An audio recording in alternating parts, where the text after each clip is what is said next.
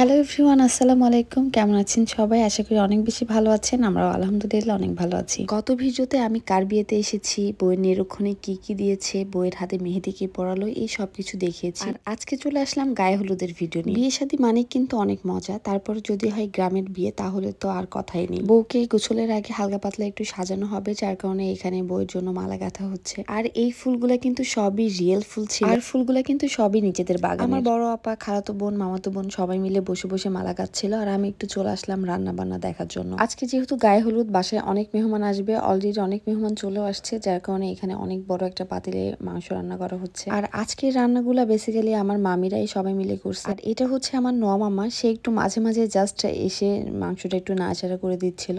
আর এখানে অনেক বড় একটা হাঁড়িতে ক্ষীর রান্না করা হচ্ছে, এরকম আরো কয়েক হাঁড়ি ক্ষীর রান্না করা হবে। ক্ষীরের কালারটা মাশাআল্লাহ অনেক সুন্দর আসছে, দেখেই মনে হচ্ছে অনেক ইয়ামি হবে খেতে। সবাই সবার মতো কাজে ব্যস্ত, আমি আর আমার ছেলে ঘুরে বেড়াচ্ছিলাম। তো আমরা চলে আসলাম হাঁটতে হাঁটতে একটু প্যান্ডেলের মধ্যে, স্টেজ সাজানো হচ্ছিল, এটাই দেখতে আসছি। তো আমার ছেলে আবার বসে বসে একটু গানও শুনছিল কিছুক্ষণ। গান শোনা শেষ করে বাইরে এসে দেখি আমাদের বউ একদম রেডি গোসলের সাজে, আর এই সাজে তাকে অনেক বেশি সুন্দর লাগছিল। বউয়ের সাথে গল্প করতে করতে দেখি আমার ছোট মামার মেয়ে আর জামাই ওরাও চলে আসছে। আজকে বাসায় সিনিয়ররা সবাই অনেক ব্যস্ত রান্না বান্না নিয়ে, যার কারণে বউকে গোসল করাতে অনেক দেরি হয়ে গেছে। অলরেডি 12টার বেশি বাজে, এখনো বউকে গোসল করানো হয়নি। এদিকে আস্তে আস্তে সব বাসায় লোকজন, আত্মীয় স্বজন সবাই চলে আসছে। তো আমি এই দিকে সবার সাথে একটু ভিডিও করে নিচ্ছিলাম।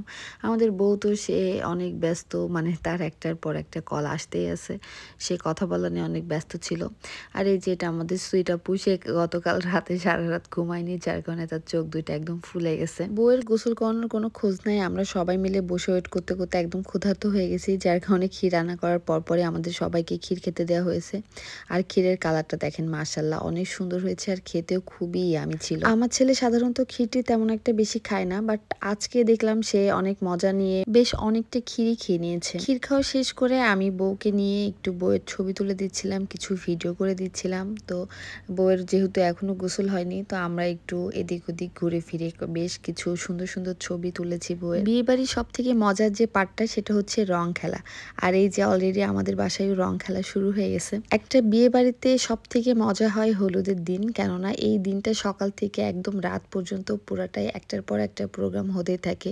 মানে রং খেলা, হলুদ, গোসল, তারপর হচ্ছে নাচানাচির একটা পার্ট থাকে, ডান্সের। তো সবকিছু মিলিয়ে দিনটা অনেক ভালো যায়। তো আমাদের দিনটাও অলরেডি শুরু হয়ে গেছে। সবাই সবাইকে এত পরিমাণে রং মাখাইছে যে কাউকে চেনার উপায় নাই। এই যে আমার ছোট মামার ছোট মেয়ে, দেখেন কি অবস্থা করছে ওকে, মানে পুরা রং মেখে একদম মানে চেহারা চেনাই যাচ্ছে না যে এটা কে। এত রঙের ভেতর শুধুমাত্র আমার মুখেই তুলনামূলক একটু কম রং ছিল, কারণ আমার এক হাতে ফোন আর আমার এক হাতে ছেলে ছিল, যার কারণে আমার মুখে একটু কম ছিল রং। আর এই যে আমাদের সুন্দরী ভাবিকে দেখেন, রং মাখিয়ে সবাই মিলে রাঙা ভাবিকে আরো রাঙা করে দিয়েছে। রং মাখামাখি শেষ করে সবাই চলে এসেছে কাদামাটি করার জন্য। গ্রামের বিয়েতে কাদামাটি হবে না এরকম বিয়ে মনে হয় খুব কমই হয়। এখানে সবাই সবাইকে কাদার মধ্যে ফেলানোর চেষ্টা করছিল, তো আমি একটু এই সাইড থেকে সরে চলে আসলাম রুমে এসে দেখি এখানে গায়ে হলুদের প্লেট সাজানো হচ্ছে, সবাই মিলে খুব সুন্দর করে প্লেটগুলো সাজাচ্ছিল। সেটা দেখে আবার চলে আসলাম মেয়ের গোসল করানো দেখার জন্য। আর এই যে আমাদের অন্তরা আপাকে হলুদ মাখানো হচ্ছে, তাকে গোসল করানো হবে। অন্তরা কিন্তু আমার সিনিয়র, বাট ছোটবেলা থেকে আমরা একসাথে বড় হয়েছি, একসাথে সবসময় থেকেছি, খেলেছি। আর আমার থেকে খুব বেশি সিনিয়রও না, যার কারণে আমি ওকে আপা বলি না, আমি ওকে নাম ধরেই ডাকি। আমার আরেকটা কাজিনও ছিল, আমরা তিনজন সবসময় একসাথেই থাকতাম, বাট আনফরচুনেটলি সে আজকে আমাদের মাঝে নেই। বিয়েতে ওকে অনেক বেশি মিস করেছি। ও যেখানেই থাকুক অনেক ভালো থাকুক, আল্লাহ ওকে অনেক ভালো রাখুক, এই দোয়াই সবসময় করি। তো যাই হোক, বউয়ের গোসল করানো শেষ, আর আমি এদিকে এসে দেখি সবগুলো একদম ভূত হয়ে গেছে, মানে রং মেখে সবগুলো একরকম ছিল, এখন কাদা মেখে কাউকে চেনার উপায় নাই। দেখেন এক একটার অবস্থা কি, মানে আজকে বিয়ে বাড়িতে এত মানুষ আর এক এক দিকে এক এক রকম বিনোদন হচ্ছে, যেটা দেখতে যাচ্ছি আর একটা মিস হয়ে যাচ্ছে।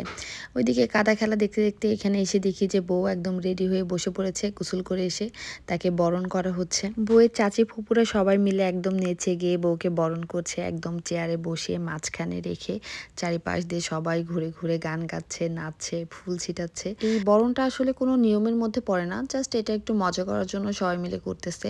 আর মূলত এই বরণ করে নাচানাচি করে সবার কাছ থেকে টাকা তোলা হচ্ছে। জামাইদের মধ্যে আজকে শুধু রাকিবই উপস্থিত ছিল, যার কারণে রাকিবকে সবাই অ্যাটাক করেছে বকশিস নেওয়ার জন্য। তারপরে তো সবাই যার যার মতো রেডি হওয়ার হওয়ার জন্য চলে গেছে আর আমরাও রেডি হয়ে এই যে সন্ধ্যার দিকে প্যান্ডেলে এসে দেখি যে আমাদের নতুন জামাইও এসেছে আজকে হলুদে। বাট ব্যস্ততার কারণে নতুন জামাইয়ের আর কোনো ভিডিও ফুটেজ দিতে পারিনি। তারপরে যে রাত্রেবেলা সব কাজিনরা একসাথে মিলে আমরা দাঁড়িয়ে দাঁড়িয়ে সবাই মিলে ফটোশুট করছিলাম। সব ভাবিরা ছিল, আমরা সব কাজিনরা ছিলাম, সবাই মিলে এই যে এখানে লাইটিং এর নিচে দাঁড়িয়ে দাঁড়িয়ে ভিডিও করছিলাম, ছবি তুলছিলাম। আর আমার বোন আর আমার মামাতো বোন মানে আমার ছোট মামার মেয়ে দুজনে তো একদম রাস্তার মাঝখানে দাঁড়িয়ে নাচা শুরু করে দিয়েছে। যাদের ছোট বাচ্চা আছে তাদের আসলে কোনো জায়গায় গিয়েই কোনো শান্তি হয় না বা কোনো বিনোদন কোনো কিছুই তেমন একটা হয় না। আমার ছেলেকে নিয়ে খুবই ব্যস্ত ছিলাম আর ও এত পরিমাণে জ্বালাইছে যার কারণে আসলে অনেক কিছুই আমি দেখতেও পারিনি, কোনো কিছু ভিডিও করতে পারিনি। বইয়ের এন্ট্রি, তারপর এত সুন্দর করে প্লেট সাজাইছিল, কোনো কিছুই আমি ভিডিও করতে পারিনি। এটা একদম লাস্ট মোমেন্টে অনেক রাত্রেবেলা আমরা জাস্ট বইয়ের একটু ক্ষীর খাইয়ে দিচ্ছিলাম, সেই ভিডিওটা আমি একদম লাস্ট মোমেন্টে নিয়েছিলাম। বউয়ের সাথে সাথে আমি সব দুলা ভাই কাজিন সবাইকে ক্ষীর খাইয়ে দিয়েছিলাম। তো এই যে সুইট আপুকে ক্ষীর খাওয়াচ্ছিলাম, আপু খুব দুষ্টামি করছিল, তো এটা নিয়ে খুবই হাসাহাসি হচ্ছিল। তারপরে যে অন্তরাকেও একটু ক্ষীর খাইয়ে দিয়েছিলাম, ও সন্ধ্যা থেকে ক্ষীর খেতে খেতে একদম টায়ার্ড হয়ে গেছে, সে ক্ষীর খেতে চাচ্ছিল না আর, তো ওকে অল্প একটু ক্ষীর খাইয়েছিলাম। তারপরে এই যে আমাদের সুন্দরী ভাবিকেও একটু ক্ষীর খাইয়ে দিলাম। আর এই যে এটা আমাদের দুলা ভাই, ভাইয়াকেও একটু ক্ষীর খাইয়ে দিচ্ছিলাম। বিয়ে বাড়িতে আসলে যেগুলা হয় ক্ষীর খাওয়ানো, তারপর এই যে হলুদ মাখানো, রং মাখানো, এগুলা নিয়ে আসলে বেশি মজা হয়। তো ভাইয়াকে আমি ক্ষীর খাইয়ে দিচ্ছিলাম, বাট মুখের মধ্যে ক্ষীর দিচ্ছিলাম না। তো ভাইয়া ক্ষীর খেতে সফল হয়েছে, তো এটা নিয়ে সবাই অনেক মজা করছিলাম। আমরা কিন্তু কাজিনরা অনেক, মানে মামাতো খালাতো বোন ভাই বোন দিয়ে অনেক কাজিন, বাট এখানে সবাই উপস্থিত নাই। আর তার সাথে আবার তাদের হাজবেন্ড ওয়াইফ ছেলে মেয়ে এরা সবাই যোগ হয়েছে, তো সব মিলিয়ে আসলে অনেক মানুষ, বাট এখানে সবাই উপস্থিত নাই। যারা যারা ছিলাম তারাই অনেক বেশি আনন্দ করেছি। বউয়ের ক্ষীর খাওয়ানো শেষ করে আমরা আবার রাকিবের গাড়িতে একটু ঘুরতে বের হয়েছিলাম আমার ছেলেকে নিয়ে।